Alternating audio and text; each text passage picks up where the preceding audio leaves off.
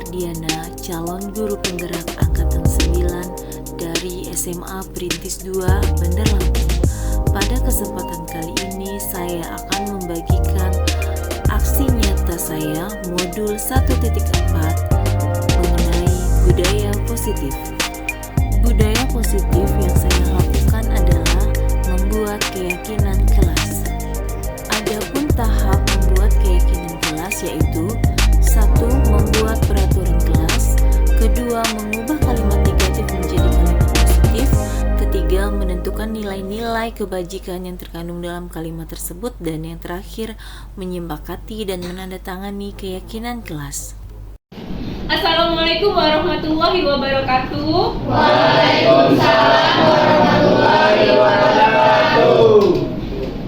Hari ini Ibu akan membahas kembali mengenai peraturan kelas kita yang sudah kita sepakati sebelumnya di awal tahun ajaran baru. Karena Ibu alhamdulillah mendapatkan ilmu baru dari pendidikan guru penggerak yang sedang Ibu lakukan saat ini, yaitu mengenai keyakinan kelas. Ada yang tahu sebelumnya atau pernah dengar mengenai keyakinan kelas? Belum? Baru kali ini? Jadi Ibu berikan definisinya.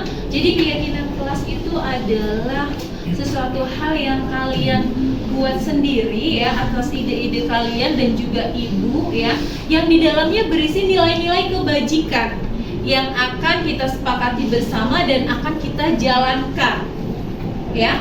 Jadi tidak boleh hal tersebut dilanggar, diusahakan dijalankan agar di kelas kita ini berjalan sesuai apa yang kita inginkan. Baiklah, sekarang kita akan mulai tentang pembuatan peraturan kelas.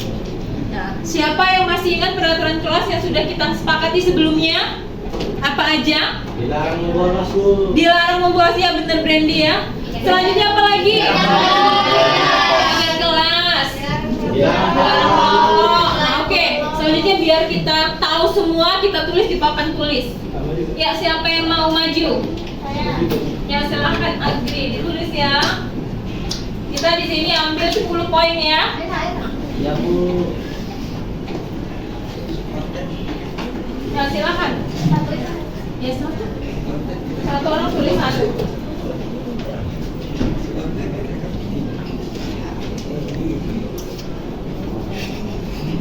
Selanjutnya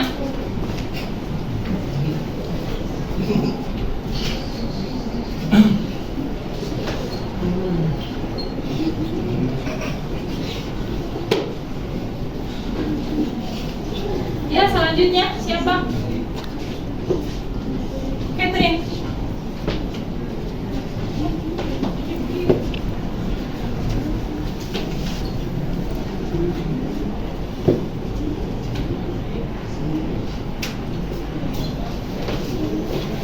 Coba aja.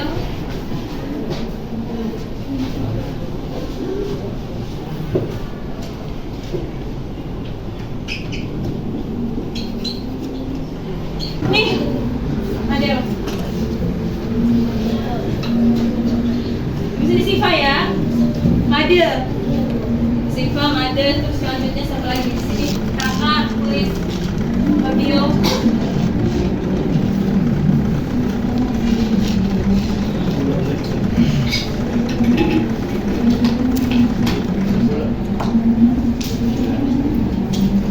Ya, Siva.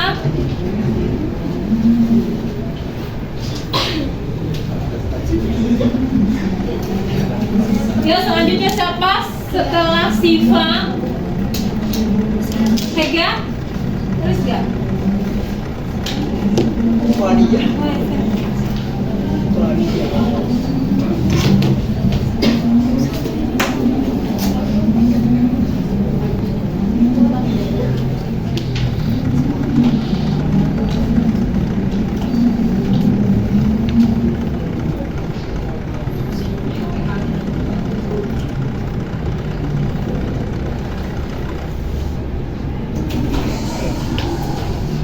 Assalamualaikum. Waalaikumsalam.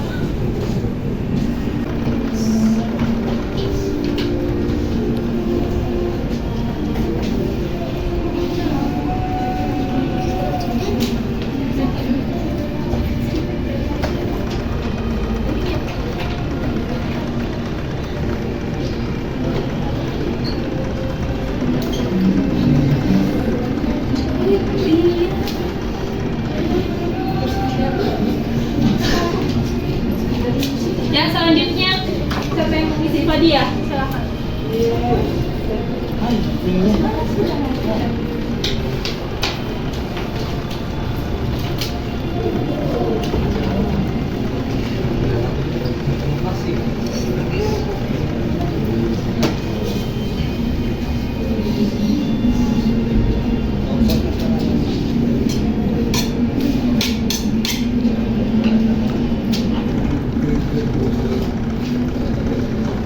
Kita lihat hasil dari peraturan kelas. Yang pertama ada piket kelas, bersikap jujur, dilarang bolos, tidak merokok, tidak membuli, menghargai pendapat, masuk kelas tepat waktu, membayar uang kas, membuang sampah pada tempatnya, bersikap adil, memakai seragam sesuai ketentuan memakai sepatu saat di dalam kelas. Nah, sekarang kita ubah lagi peraturan kelas ini ke dalam kalimat positif. Yang pertama misal piket kelas. Artinya piket kelas itu berarti kita apa?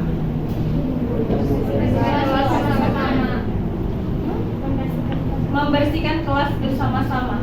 Nilai kebajikannya kira-kira apa? Bertanggung jawab. Ini bertanggung jawab dalam melaksanakan piket. Bersikap jujur, sudah bagus ya. Jujur, dilarang bolos. Berarti benar, disiplin. Kemudian tidak merokok. Ya, apa tidak merokok? Menjaga kesehatan atau menghormati orang lain.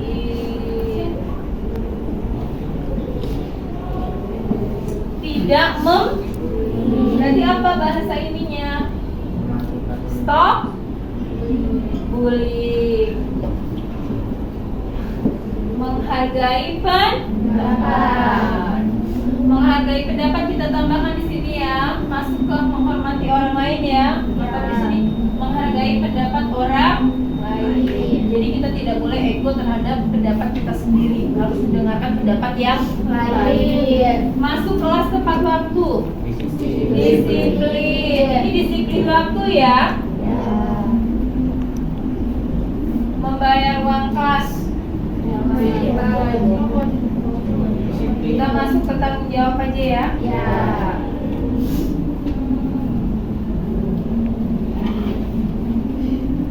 Buang sampah pada tempatnya. Menjaga kebersihan. Bersikap adil. Berarti apa? Bersikap adil.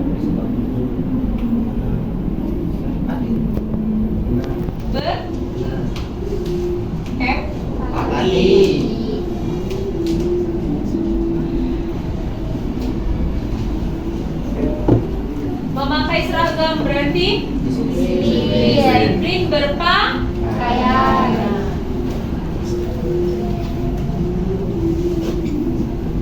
Membuka sepatu saat di dalam kelas. Menjaga kebersihan. Karena kelas kita pakai karpet. Nah, sekarang akan kita masukkan ke dalam keyakinan.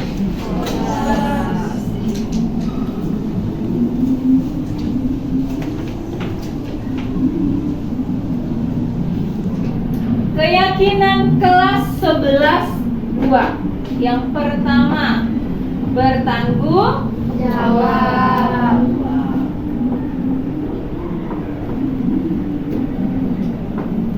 Yang kedua,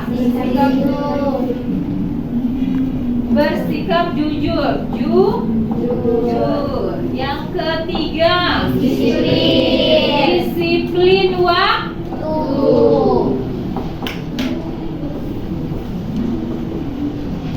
Keempat,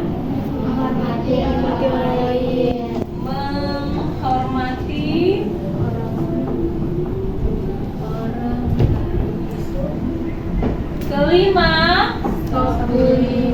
Tidak boleh mengejek teman ya. Dilarang.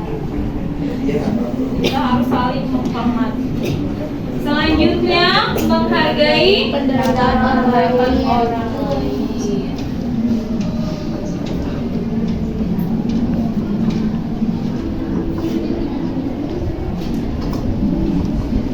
Selanjutnya, disiplin waktu.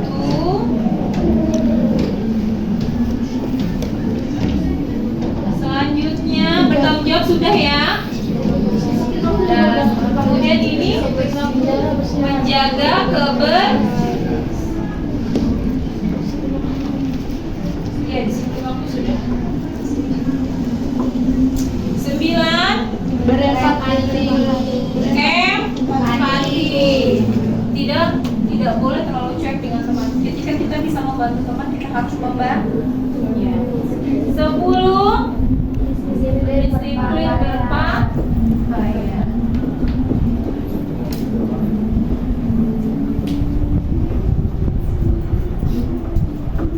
Yang ke-11, menjaga kebersihan. Sudah ada di poin nomor 8. Oke, ini keyakinan kelas kita ya, Nak? Ya. Apakah kalian meyakini keyakinan kelas yang sudah dibuat? Ya. Kalau kalian meyakini, berarti harus dijalankan dan tidak boleh dilanggar. Insya Allah kalian akan menjadi peserta didik yang akan mandiri dan bertanggung jawab. Jadi inilah hasil keyakinan kelas kita.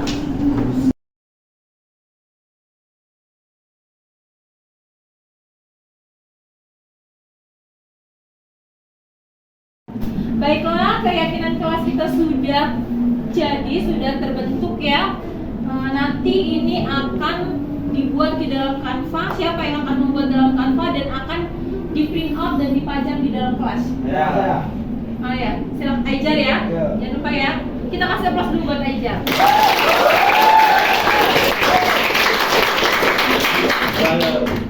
Wassalamualaikum warahmatullahi wabarakatuh.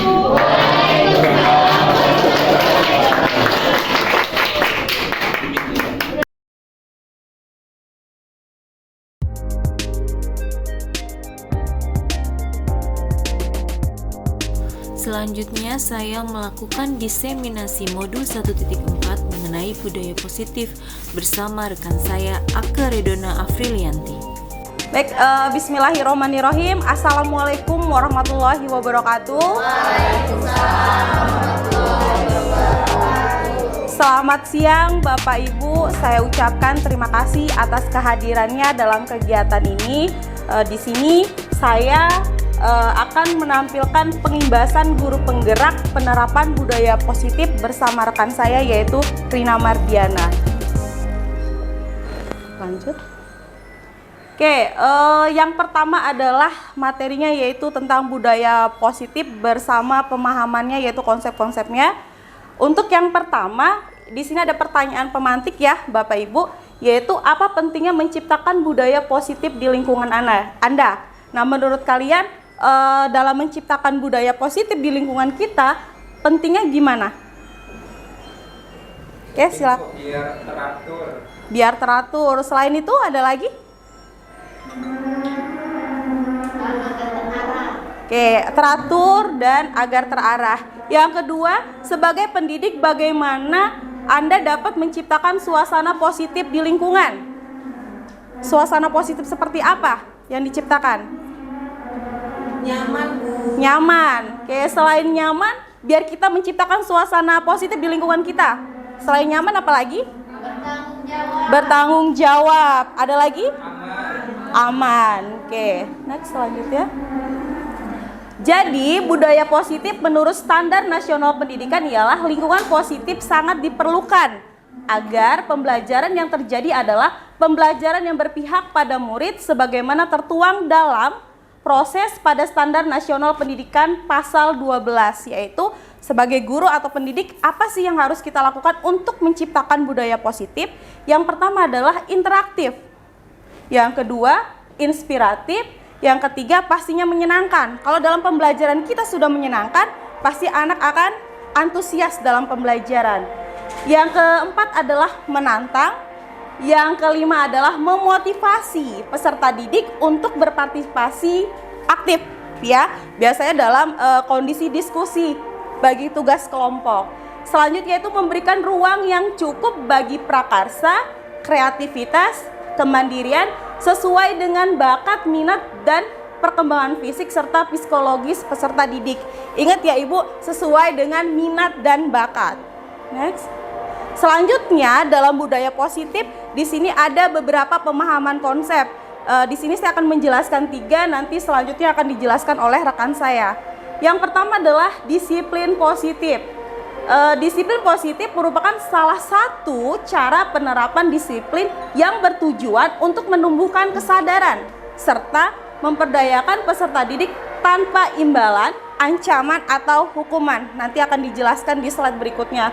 Lalu kita sebagai pendidik tujuannya adalah menciptakan peserta didik yang memiliki disiplin diri sehingga mereka berperilaku mengacu kepada nilai-nilai kebajikan universal dan memiliki motivasi intrinsik dalam perubahan perilaku ke arah yang lebih baik.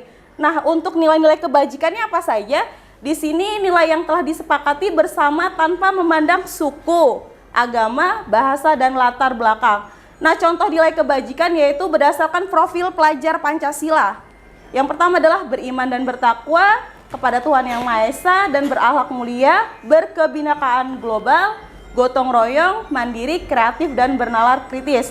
Lalu dalam keterampilan hidupnya, yaitu dapat dipercaya, lurus hati, tidak merendahkan orang lain, dan memberikan yang terbaik dari diri. Itu adalah kebijakan. Oke, next kita tonton dulu video ini. Ini adalah video budaya kita setiap pagi di sekolah ya Bapak Ibu. Oke. Nah, kalau kita saksikan video ini, apa sih yang memotivasi terutama Bapak Ibu dulu nih, biar datang ke sekolah pagi? Apa? Datang ke sekolah tepat waktu. Apa yang memotivasi Bapak Ibu? Silakan. Yang memotivasi Bapak Ibu untuk datang lebih awal sebelum bel. Biar tidak terlambat. Biar tidak terlambat. Selain itu, selain biar tidak terlambat, biar nggak dihukum. Mungkin itu juga yang memotivasi anak didik kita ya, biar tidak terlambat, biar tidak dihukum, dan biar tidak ketemu siapa? Guru BK. Oke, next. Ternyata di teori motivasi, ya Allah diucapkan Diana, itu ada 3. Yang pertama yang memotivasi seseorang adalah untuk menghindari ketidaknyamanan atau hukuman. Ya, tadi kan sudah ada yang mencetuskan biar tidak terlambat. Yang kedua adalah untuk mendapatkan imbalan atau penghargaan orang lain. Wah, nggak terlambat, kamu bagus nak. Ibu kasih ancungkan jempol. Yang ketiga adalah untuk menjadi orang yang mereka inginkan dan menghargai sendiri dengan nilai-nilai yang mereka percaya. Next. Ternyata untuk yang hukuman kita bahas, mereka sedang menghindari permasalahan yang mungkin muncul dan berpengaruh pada mereka secara fisik, psikologis, maupun tidak terpenuhinya kebutuhan mereka bila mereka tidak melakukan tindakan tersebut.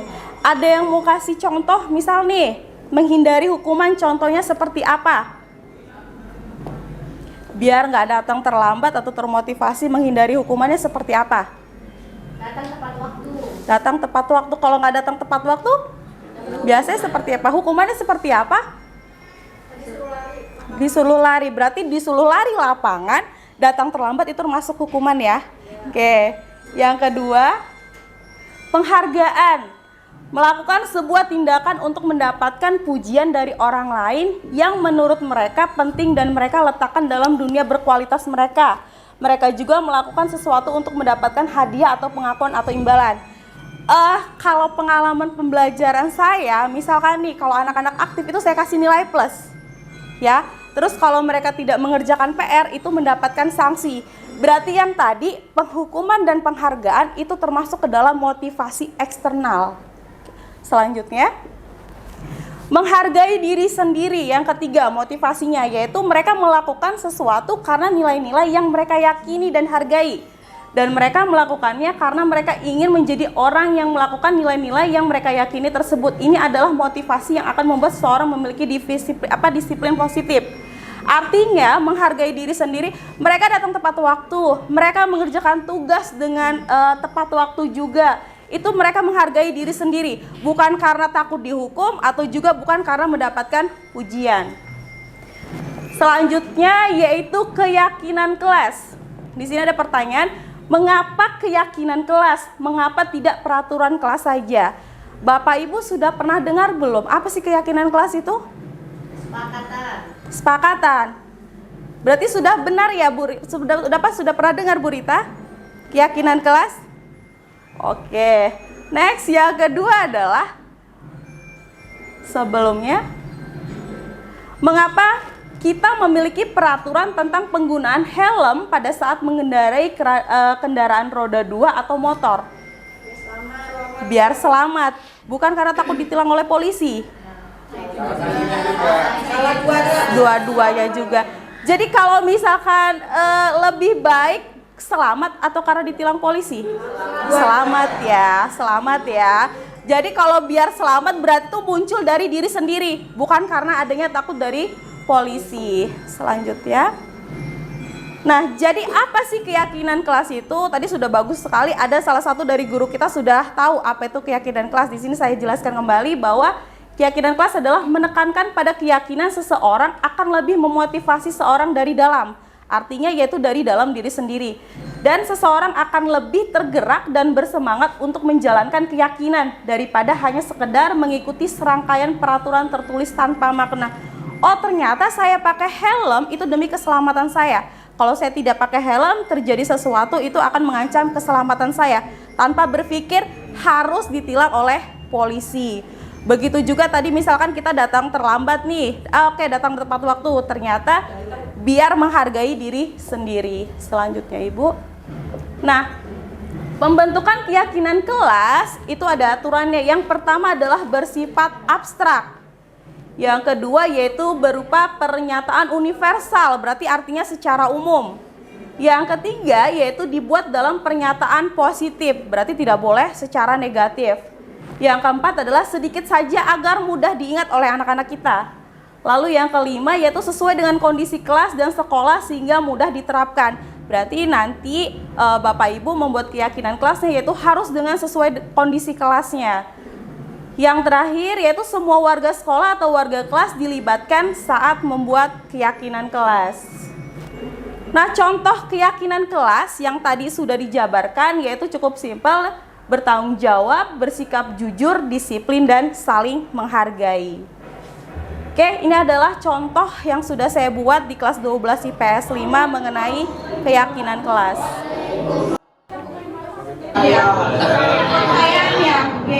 Berarti kalau keyakinan kelas adalah kepercayaan nilai-nilai kebajikan yang akan kalian yakini atau akan kalian sepakati lalu akan kalian laksanakan. Itu namanya keyakinan kelas yang ada dari diri kalian sendiri. Kalau kesepakatan antara ibu dan kalian, kalau keyakinan kelas itu berawal dari diri kalian sendiri. Nah, oke. Sekarang ibu minta tolong deh beberapa anak tolong maju ke depan, tuliskan peraturan sekolah itu apa aja satu anak satu. Siapa yang mulai duluan deh? Silakan.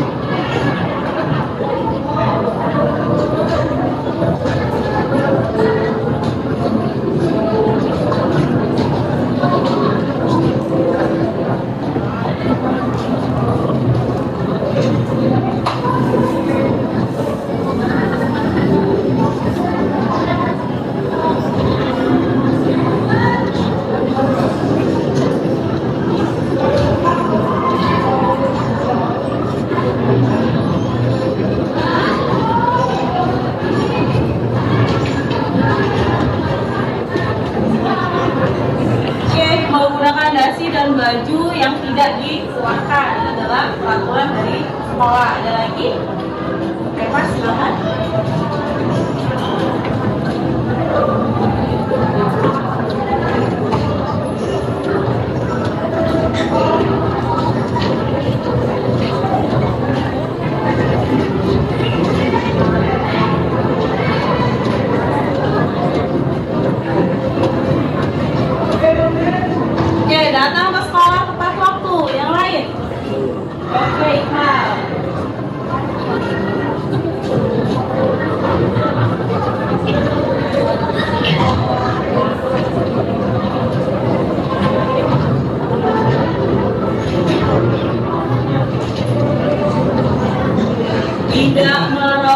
Oke, bagus. Ada lagi yang lain? Baru 3 nih. Oke, selamat ya.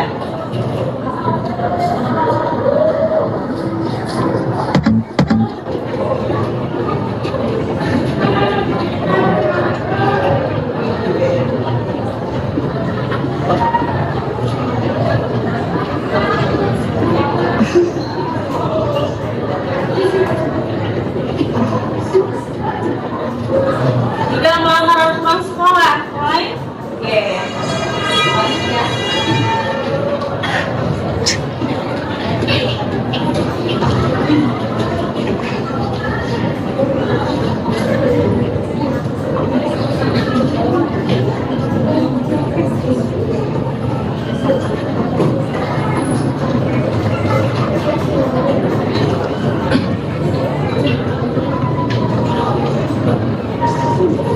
Oke, dia membawa make up ke sekolah. Ada lagi?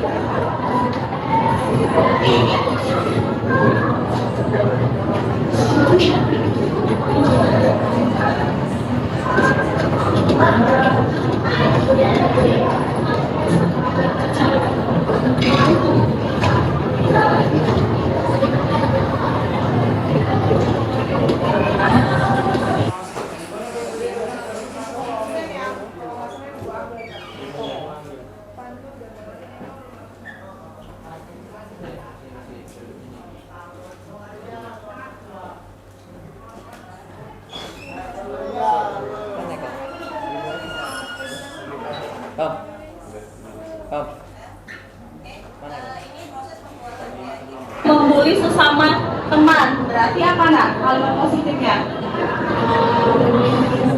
Kan nggak boleh tuh, apa? Saling menghargai. Oke, nanti ini akan kita rubah ke kalimat positif. Kalian tulis di buku kalian masing-masing. Terserah. Oke, di buku literasinya boleh diambil sama siapa? Selalu dibantu sama siapa? Pak Iza. Kalian tulis masing-masing tadi dari perwakilan teman-temannya 12 IPS 5. Nah, ini akan kita ubah ke kalimat positif. Kalau misalkan nomor 1 menggunakan dasi dan baju tidak dikeluarkan, berarti kalimat positifnya apa nak? Oke. Menggunakan atribut sesuai dengan aturan. Oke, silakan ditulis.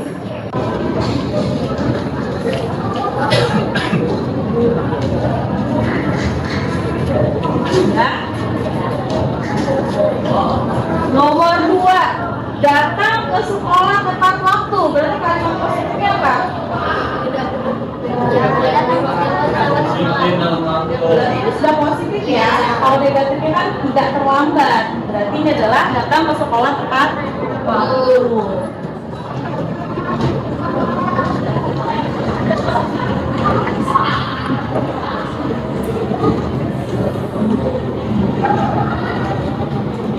Yang ketiga, tidak merokok. Kalimat positifnya apa? Dilarang masih negatif. Tidak membawa rokok. Nah, mengikuti aturan sekolah. Yang merokok? Kalau tidak merokok kalimat positifnya apa? Kalau dilarang masih negatif. Atau yang dilarang? Hah? Tidak membawa rokok ke sekolah. Apa jadi kalimatnya? Ayo dari kalian. Tidak membawa rokok ke sekolah. Jangan membawa rokok, ada tidaknya. Jangan membawa rokok. Jangan merokok di area. Jangan, masih dengan jangan.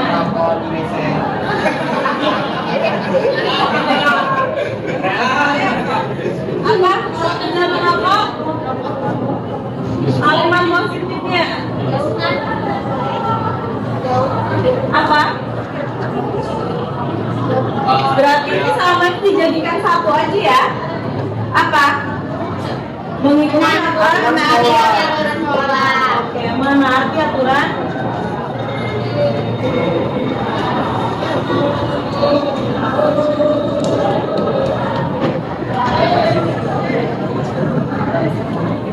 Tidak membawa make up.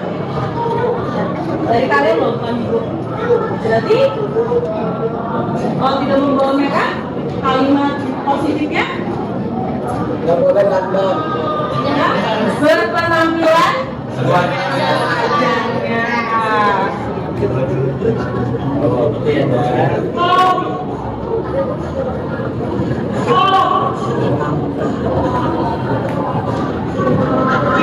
Nomor 5.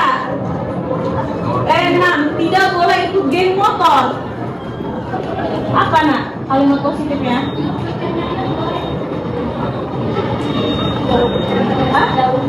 Jauhi kalian. Tidak boleh. Apa? Menjauhi? Kriminalitas. Oke, menjauhi kriminalitas.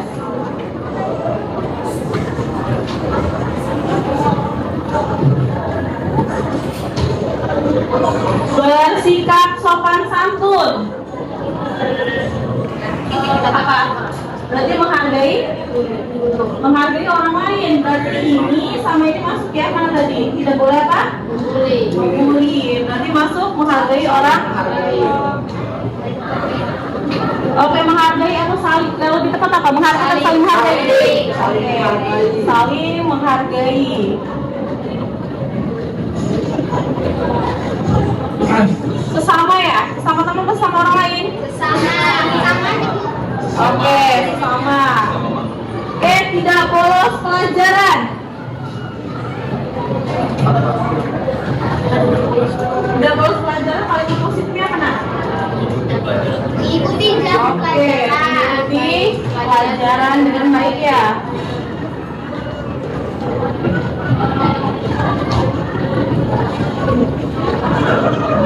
Oke, nomor 8. Tidak memakai sendal berarti sama dengan ini ya. Mana? Menaati aturan sekolah. Terus tidak boleh main HP saat KBM. Kalau menghargai guru nggak? Ya, berarti masuk ke dalam saling menghargai sesama. Tidak boleh tidur, maksudnya tidur. Masuklah dalam saling menghargai. Oke, kesimpulannya berarti kita dapat kalimat positif ya. Ada 7. Sudah dicatatkan? Sudah. Sekarang kita masuk ke dalam keyakinan kelas. Keyakinan kelas. Kalau menggunakan atribut sesuai aturan, itu masuk apa? Disiplin dan tanggung jawab.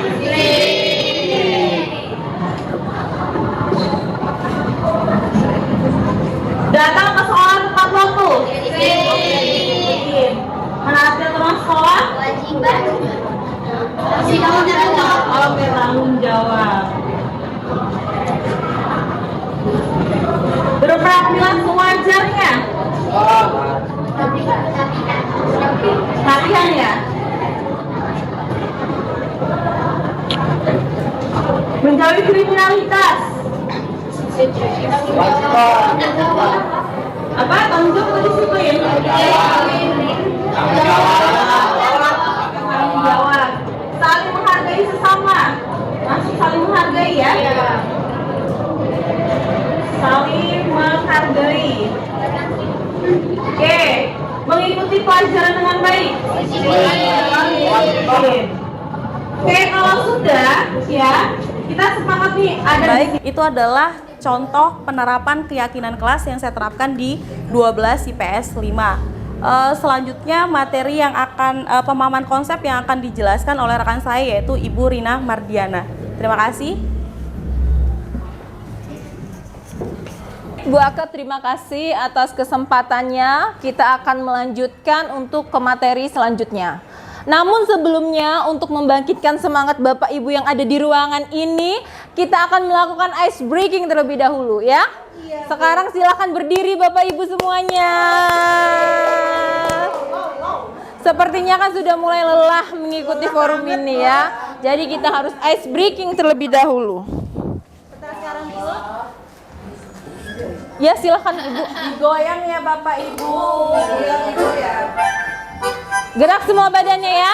Kita relax. 5, 4, 3, 2. Ayo gerakan tangannya Bapak Ibu.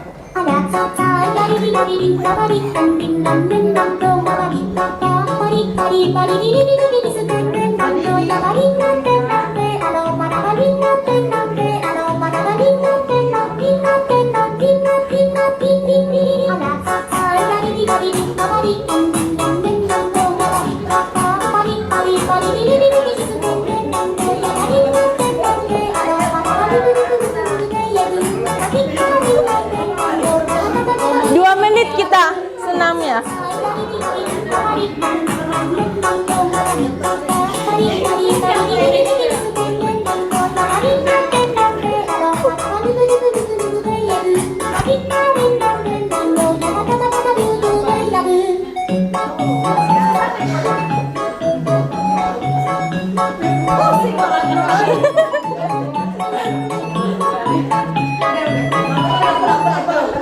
Nah, kasih aplaus buat kita semua.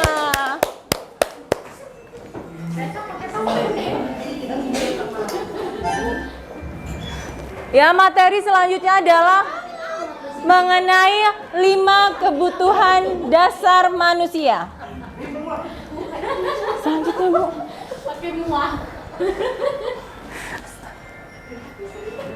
Apa sih kebutuhan dasar itu? Yuk, Bapak Ibu ada yang tahu tidak apa sih kebutuhan dasar itu? Saya Bu. Ayo silahkan Bu Fitri. Ya, itu kebutuhan yang sangat amat diperlukan bagi seseorang. Iya, jadi kebutuhan dasar itu menurut Bu Fitri adalah kebutuhan yang sangat penting yang harus dipenuhi oleh setiap manusia. Jadi kalau kita tidak mempunyai kebutuhan yang tidak penting itu nggak mungkin ya. Jadi kita harus memenuhi kebutuhan dasar tersebut. Nah, 5 kebutuhan dasar tersebut itu apa aja sih? Nah, di dalam sini sudah ditampilkan ada 5 kebutuhan dasar yang harus dipenuhi oleh setiap manusia. Baik itu kita sebagai guru maupun peserta didik kita. Yang pertama adalah mengenai bertahan hidup, kemudian kasih sayang dan rasa diterima, penguasaan, kebebasan, dan kesenangan. Selanjutnya, Bu.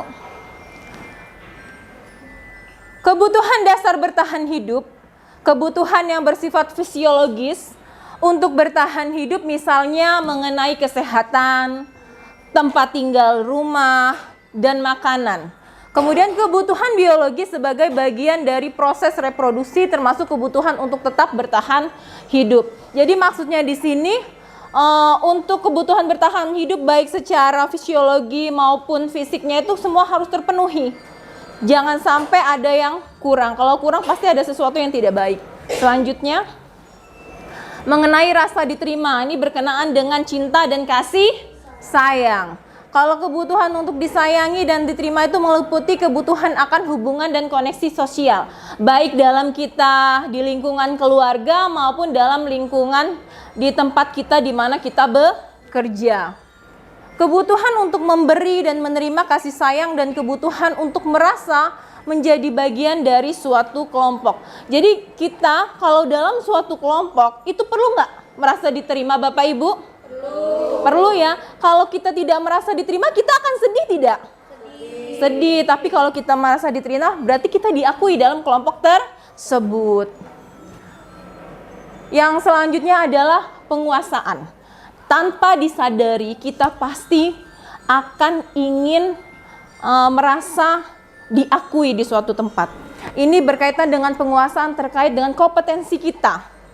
Jadi kebutuhan untuk disayangi dan diterima meliputi kebutuhan akan hubungan dan koneksi sosial. Nah, penguasaan di sini berarti berkaitan tentang prestasi apa sih yang telah kita lakukan, yang telah kita dapatkan, itu harus bisa diakui di tempat di mana kita bekerja. Kemudian kompetensi kita, pencapaian kita selama itu merupakan penguasaan. Nah, selanjutnya kebebasan. Ini berkaitan dengan kebebasan. Jadi kebebasan itu adalah mengenai kebutuhan akan kemandirian, otonomi, memiliki pilihan dan mampu mengendalikan arah hidup seseorang.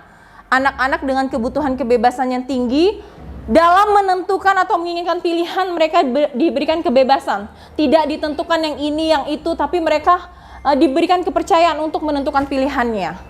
Terus mereka perlu banyak bergerak, suka mencoba hal-hal baru, tidak terlalu terpengaruh dengan orang lain. Kemudian kebutuhan dasar yang selanjutnya, Ibu. Yang kebutuhan dasar selanjutnya adalah mengenai kesenangan.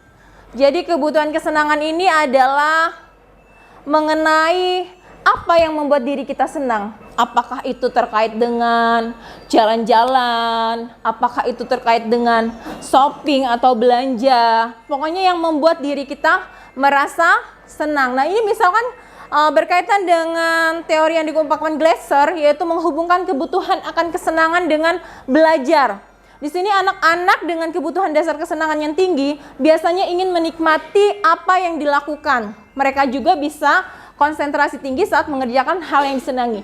Jadi jika kebutuhan kesenangan itu dipenuhi, mereka akan mempunyai konsentrasi yang tinggi terhadap kegiatan mereka dalam pembelajaran di kelas. Baiklah, berbicara mengenai 5 kebutuhan dasar, yaitu yang pertama ada bertahan hidup, kemudian ada merasa diterima, cinta dan kasih sayang, penguasaan, kebebasan dan kesenangan.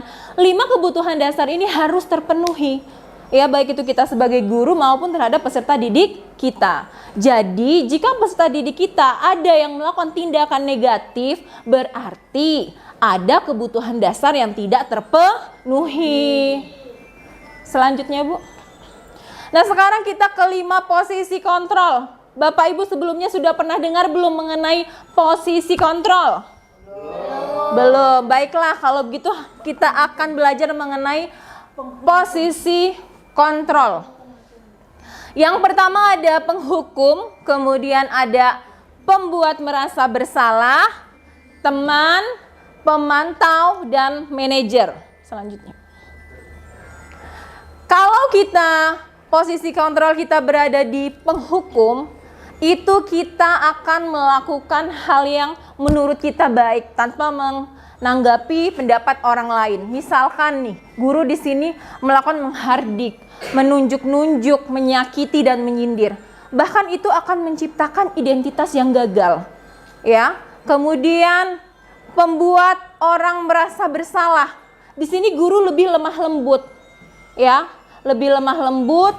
Namun di sini gurunya juga akan menciptakan peserta didik yang gagal. Karena apa? Di situ mereka melakukan sesuatu itu berdasarkan teori motivasi bersumber dari motivasi eksternal yang tidak bersumber dari dalam diri sendiri, intrinsik. Nah, selanjutnya ada posisi kontrol teman. Kalau teman di sini antara guru dan murid itu ada kedekatan emosional sendiri, namun murid akan merasa dirinya itu dianggap teman dan tidak mau bekerja sama dengan baik dengan guru yang lain. Dan guru ini kalau tidak mau membantu, dia akan kecewa. Dan selanjutnya ada posisi pemantau. Di sini pemantau gurunya dia melakukan kedekatan dengan murid, namun ada penghitungan dan mengukur, ada datanya. Setiap murid yang melanggar peraturan maupun setiap murid yang menaati segala peraturan yang telah diinginkan oleh gurunya. Selanjutnya ada posisi manajer. Nah, posisi manajer ini adalah posisi seorang guru di mana bisa menempatkan dirinya dengan melakukan berbagai hal yang akan tidak membuat murid itu merasa gagal atau malu atas kesalahan yang diperbuat. Malah dengan posisi manajer ini akan membuat seorang peserta didik itu untuk menjadi lebih mandiri dan bertanggung jawab. Nah, kita akan menonton video mengenai 5 posisi kontrol guru.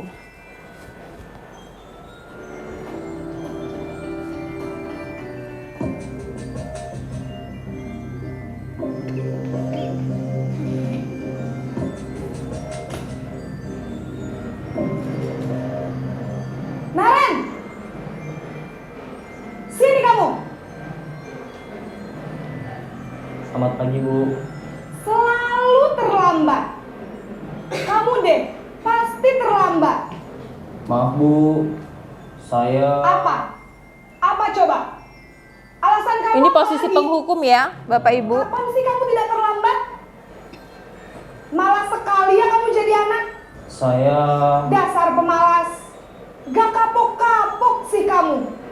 Sudah berapa kali terlambat? Sana, kamu keliling lapangan basket 2 kali. Kenapa saya harus keliling lapangan basket, Bu? Kenapa? Kamu mau lawan ibu? Berani-beraninya jawab. Sudah terlambat, masih berani jawab pula. Sekarang, keliling lapangan basket 5 kali sekalian. Biar kapok. Cepat, pergi sana ke lapangan basket. Posisi pembuat merasa bersalah selanjutnya.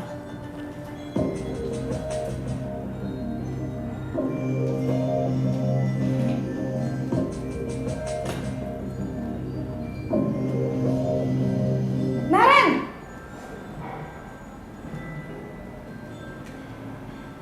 Selamat pagi, Bu. Naren. Kamu kenapa terlambat lagi, nak? Ya Tuhan, Naren.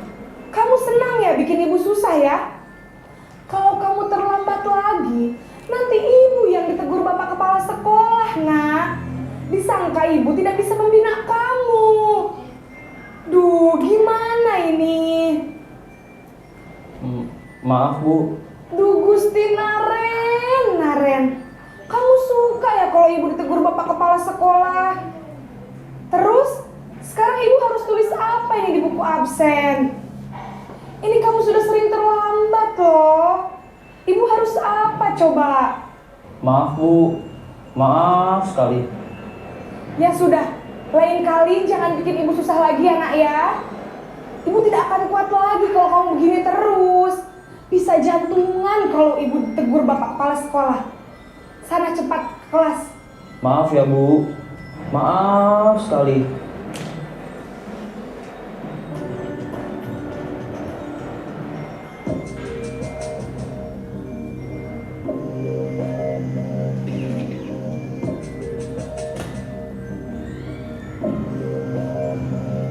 Naren!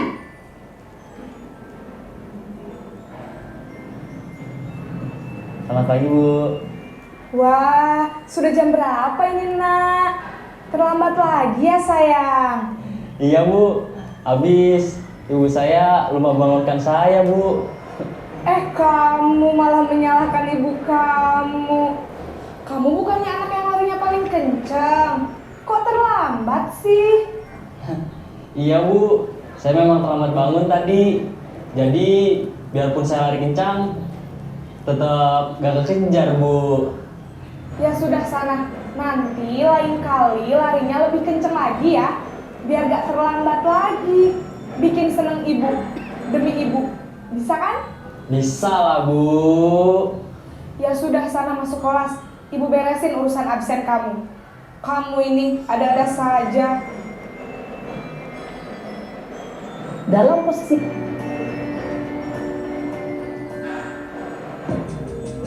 Posisi sebagai pemantau atau monitor.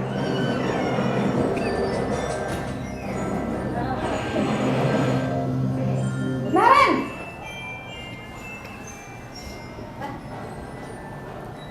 Selamat pagi, Bu. Naren, apa peraturan sekolah kita tentang jam berapa kita harus masuk sekolah, nak?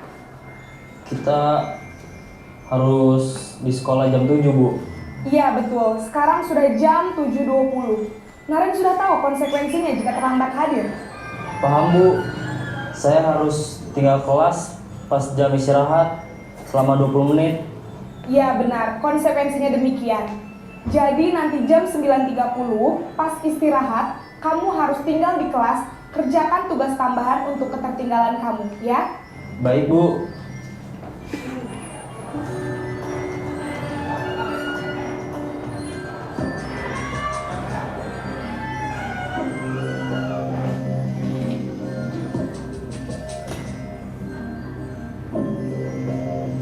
Posisi sebagai manajer ya, Bapak Ibu. Selamat pagi, Bu. Selamat pagi, Naren. Maaf, Bu. Saya terlambat. Iya, sekolah masuknya jam 7, sekarang sudah jam 7.20. Jadi sekarang bagaimana ini, Naren? Maaf, Bu. Saya lupa setel alarm saya semalam. Baiklah, menurut kamu, keyakinan sekolah yang mana yang perlu kamu tingkatkan? Menghargai diri sendiri dan orang lain mungkin ya, Bu. Setuju. Jadi, apakah Naren meyakini prinsip saling menghormati tersebut? Iya, Bu. Saya meyakininya. Apakah Naren bersedia memperbaiki masalah keterlambatan ini? Bersedia, Bu. Bagaimana kamu akan perbaiki masalah keterlambatan ini? Saya akan coba untuk tidak lupa menyetel alarm saya, Bu. Baik, kalau Naren lupa menyetel alarm di rumah, ada orang yang kira-kira bisa bantu mengingatkan tidak? Ada, Bu. Kakak saya, Kak Emma. Ada lagi selain Kak Emma? Selain Kak Emma, ada ibu saya. Baik, jadi yang mengingatkan Naren adalah Kak Emma dan ibu kamu ya? Kira-kira akan mulai setel alarm kapan nih, Naren? Setelah pulang sekolah, akan segera saya lakukan. Baik, jadi Naren akan setel alarm untuk bangun besok pagi dan akan diingatkan oleh kakak dan ibunda Naren ya. Ada lagi yang mungkin perlu dilakukan, Naren? Agar tidak terlambat bangun lagi. Tidak ada, Bu. Baik, Naren. Terima kasih untuk kerjasama kamu. Sekarang kamu perlu kembali ke kelas untuk belajar.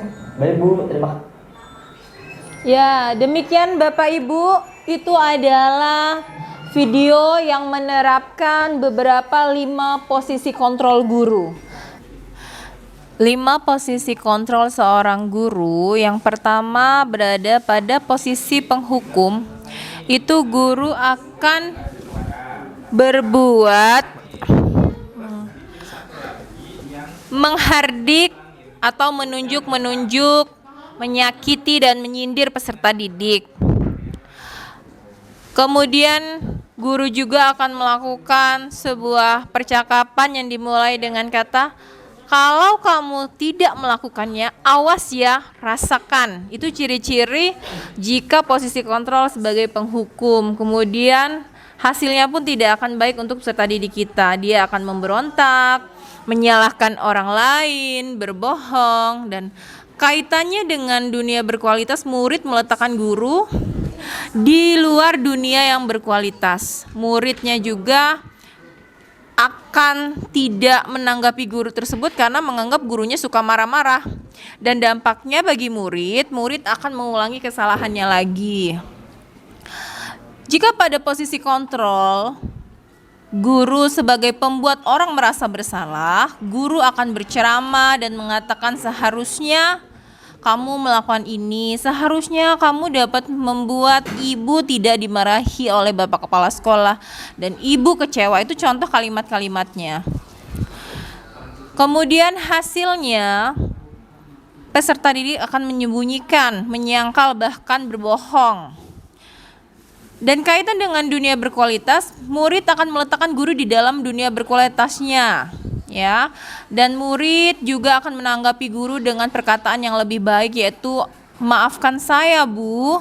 Dan di sini juga murid akan merasa rendah diri.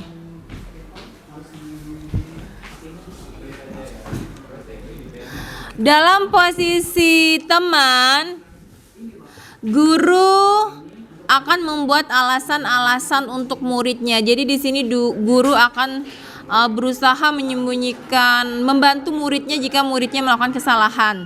Dan guru juga akan melakukan kalimat seperti, ayolah lakukan demi ibu nak, masa kamu tidak mau? Ingat, tidak ibu pernah bantu kamu. Namun bagi peserta didik kita, mereka akan menjadi ketergantungan kepada kita. Dan biasanya mereka akan nurut kepada kita namun tidak nurut kepada guru yang lain. Dan murid akan meletakkan guru sebagai orang yang sangat penting di dunia mereka. Dan murid akan berkata, saya pikir bapak atau ibu teman saya. Nah, itu adalah pandangan mereka jika posisi kontrol kita sebagai guru.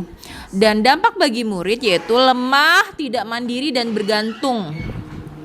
Selanjutnya posisi pemantau. Jadi di sini seorang guru akan melakukan pencatatan dan pendataan terkait permasalahan-permasalahan yang dilakukan oleh peserta didiknya. Dan biasanya muncul kalimat perkataan seperti peraturan apa nak yang harusnya kamu lakukan. Kemudian peserta didik akan menjawab berapa banyak bintang yang harus saya peroleh, berapa halaman yang harus saya tulis, karena mereka tahu konsekuensi yang harus mereka lakukan jika melanggar sebuah peraturan. Dan hasilnya di sini murid akan menyesuaikan diri karena dia merasa diawasi oleh guru tersebut. Dan dampak bagi murid jika guru berada di posisi pemantau adalah menitik beratkan pada sanksi atau hadiah bahkan reward. Posisi yang terakhir adalah posisi sebagai manajer. Nah, posisi sebagai manajer ini seorang guru akan bersikap lebih bijaksana dalam menanggapi atau menyelesaikan permasalahan muridnya. Seperti contoh perkataannya, guru mengajukan berbagai pertanyaan diantaranya, apa yang kita yakini? Apa keyakinan kelas yang kalian langgar? Apa keyakinan kelas yang kamu langgar? Apa yang bisa kamu kerjakan untuk memperbaiki masalah ini? Jadi di sini artinya dia berusaha menguatkan pribadi murid tersebut. Dan murid akan meletakkan dirinya sebagai individu yang positif dalam dunia berkualitas. Dan murid juga akan berusaha bagaimana cara dia bisa memperbaiki keadaannya. Dampak bagi muridnya akan mengevaluasi diri dan bagaimana cara memperbaiki dirinya agar lebih baik dan menjadi peserta didik yang mandiri dan bertanggung jawab. Nah, jadi selama ini posisi mana yang Bapak Ibu terapkan? Ayo, di antara 5. Penghukum. Oh, Bu Nurin sebagai penghukum, yang lain sebagai apa? Bu Rita? Merasa bersalah. Pembuat merasa bersalah. Setelah melihat video tersebut, apakah Bapak Ibu ingin memperbaikinya atau merubah posisi? Ya, diharapkan dengan kita memahami materi ini, kita dapat merubah posisi kita ya. Selanjutnya Bu,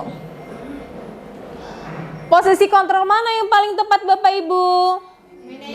Manajer ya.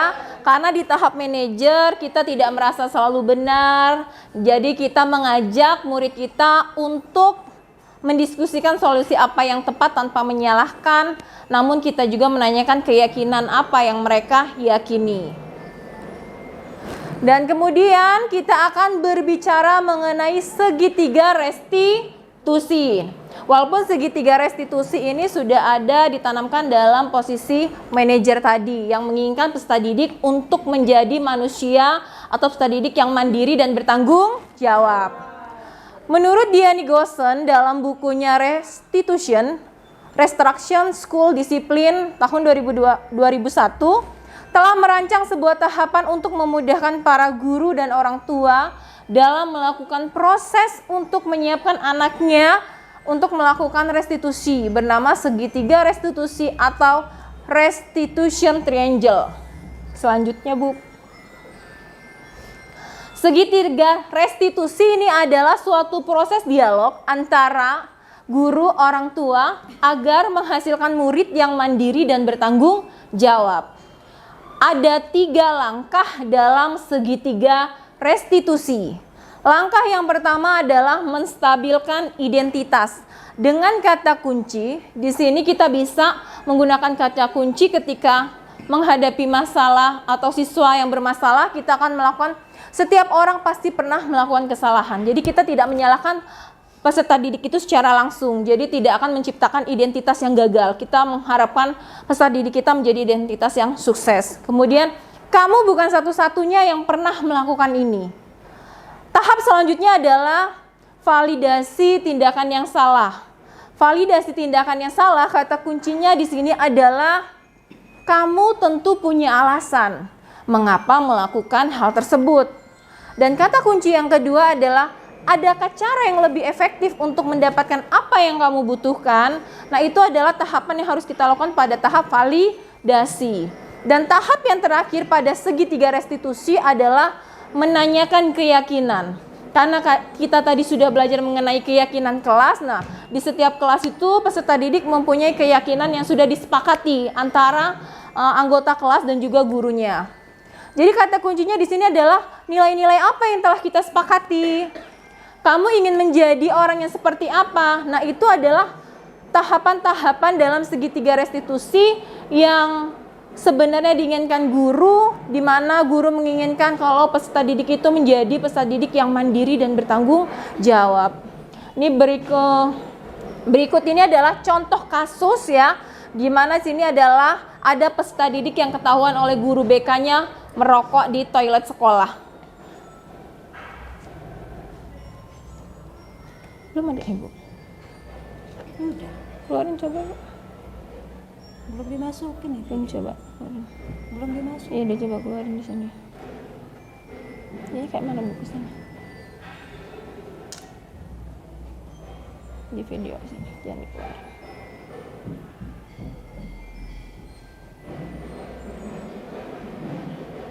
Siang mau buka.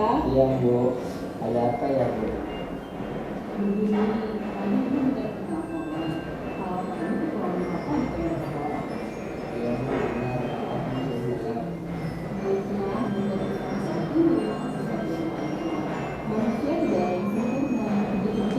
Aku masih buka. Kamu melakukan hal seperti itu, merokok, apakah ada alasannya? Benar Bu, Apa alasanmu Alika? saya merokok karena dia merokok kelas Bu. Oh begitu, karena dia juga kelas. Nah sekarang kita lihat yuk tindakan kamu merokok di toilet sekolah itu merupakan keyakinan kamu atau prinsip kamu tidak? Tidak Bu, itu hal tidak baik dan mengganggu kesehatan. Jadi kira-kira keyakinan kamu yang melanggar. Masih mengganggu kesehatan dan merokok tidak baik.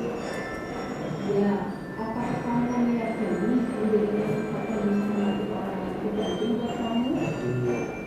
Ya, setuju. Kita harus menjaga kesehatan dan menghormati orang lain.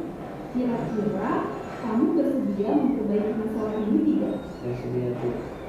Kalau kamu memperbaiki masalah ini, kamu ingin menjadi orang seperti apa? Berapa menit, Kak? Udah berapa menit? Siapa ya? Udah berapa menit? Oke. Menurut kamu, bagaimana rasanya jika menjadi orang seperti itu? Ya senang Bu menjadi orang yang lebih baik dan menghormati orang lain. Ya benar. Oke, kalau begitu, ibu tunggu kedatangan orang tua kamu di sekolah besok ya, Alika ya. Ya baik Bu, terima kasih Bu. Ibu tunggu kedatangannya. Ini testimoni dari peserta didik yang kita lakukan tahapan segitiga restitusi. Menemukan solusi dan kesalahan yang telah saya perbuat. Saya tidak akan melakukan merokok lagi di lingkungan sekolah lalu dengan bertanggung jawab.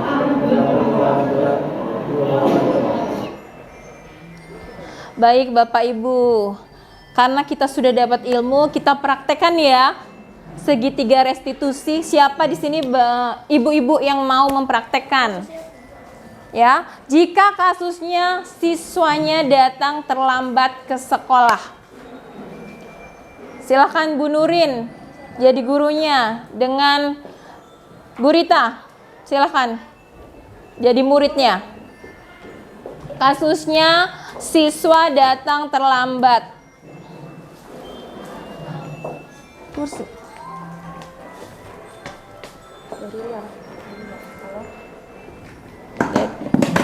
Dia di luar, lari-lari. Contoh-contoh biar bisa kita terapkan di lingkungan sekolah kita.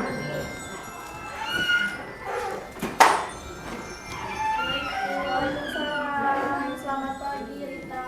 Pagi Bu. Ya Bu, kita tahu nggak kenapa Ibu panggil ke sini? Karena saya terlambat. Kenapa kok bisa terlambat? Iya, tadi malam saya nggak ada nungguin. Jadi bangun siang. Kamu masih ingat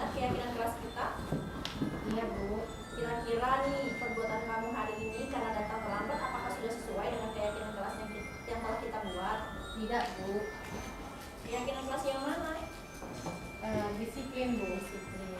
Nah, kita setiap manusia itu pasti punya kesalahan. Pasti punya kesalahan, pasti pernah melakukan kesalahan. Tapi di sini ibu tidak mencari siapa yang salah dan harus seperti apa, tetapi mencari solusinya. Jadi kalau tadi perbuatan kamu tadi yang datang terlambat tidak sesuai dengan keyakinan kelas, kamu masih punya solusinya untuk mengatasi ini. Apa kira-kira solusi yang dari dalam diri kamu mau diapain supaya tidak terlambat lagi? Iya Bu, saya tidak akan begadang lagi agar saya tidak datang terlambat ke sekolah. Oke, boleh.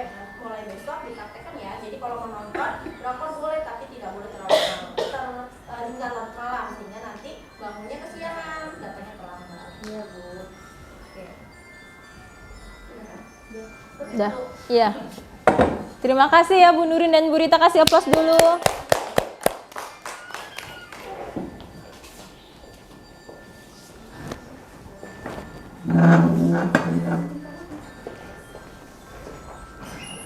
Ya. Itu tadi adalah yang sudah Bapak Ibu praktekkan mengenai segitiga restitusi, namun ada beberapa tahap yang seharusnya di awal jadi di tengah, ada yang jadi di akhir. Jadi jangan lupa ya Bapak Ibu, jadi kalau di awal kita harus melakukan menstabilkan identitas dahulu. Ya, seperti setiap orang pernah melakukan kesalahan, jadi tidak membuat peserta didik itu merasa down. Kemudian baru melakukan validasi tindakan yang salah, seperti apa yang kamu lakukan pasti ada alasannya kan Nak. Nah, itu adalah tahap kedua di dalam segitiga restitusi. Baru tahap ketiga adalah menanyakan keyakinan kelas, apa yang mereka sepakati, apa atau adakah yang mereka langgar, dan kamu ingin menjadi orang seperti apa. Seperti itu ya Bapak Ibu, jangan di lengkah-lengkah, harus sesuai tahap-tahap dalam segitiga restitusi. Itu tadi adalah contoh segitiga restitusi yang telah dipraktikkan oleh Ibu Nurin dan Ibu Rita ya. Dan berakhir pula materi kita pada hari ini. Dari sekian materi, itu adalah materi mengenai budaya positif yang perlu diterapkan di sekolah. Jadi harapannya materi pengimbasan ini akan memberikan dampak baik kepada Bapak maupun Ibu-ibu yang ada di sini ya, agar menerapkan budaya-budaya positif yang ada di sekolah, supaya sekolah ini menjadi sekolah yang dapat mencapai visinya. Tanpa bantuan Bapak Ibu, tentu visi itu tidak akan terwujud ya. Selanjutnya saya ucapkan ya Bu Aka, kita ucapkan terima kasih untuk Bapak Ibu yang telah hadir dalam pengimbasan materi disiplin positif ya. Semangat, semoga ini menjadi praktik baik yang kami bagikan kepada Bapak Ibu dari program pendidikan guru penggerak. Terima kasih banyak. Salam guru penggerak, bergerak, tergerak, menggerakkan. Ya, wassalamualaikum warahmatullahi wabarakatuh.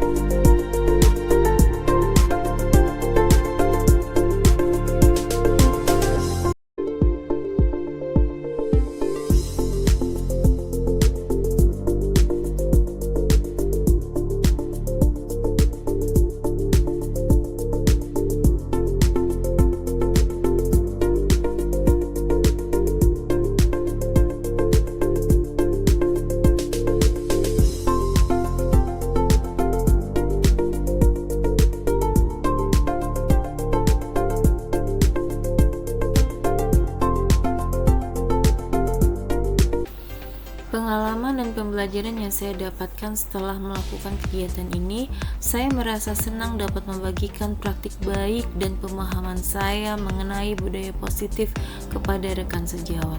Dan hal ini juga memotivasi saya untuk lebih baik lagi dan dapat mengaplikasikan ilmu-ilmu yang saya dapat dalam pendidikan ini. Dan saya juga berharap kepada semua pihak yang telah terlibat agar dapat menciptakan budaya positif di lingkungan sekolah. Demikianlah video aksi nyata modul 1.4 saya. Terima kasih. Salam guru penggerak. Wassalamualaikum warahmatullahi wabarakatuh.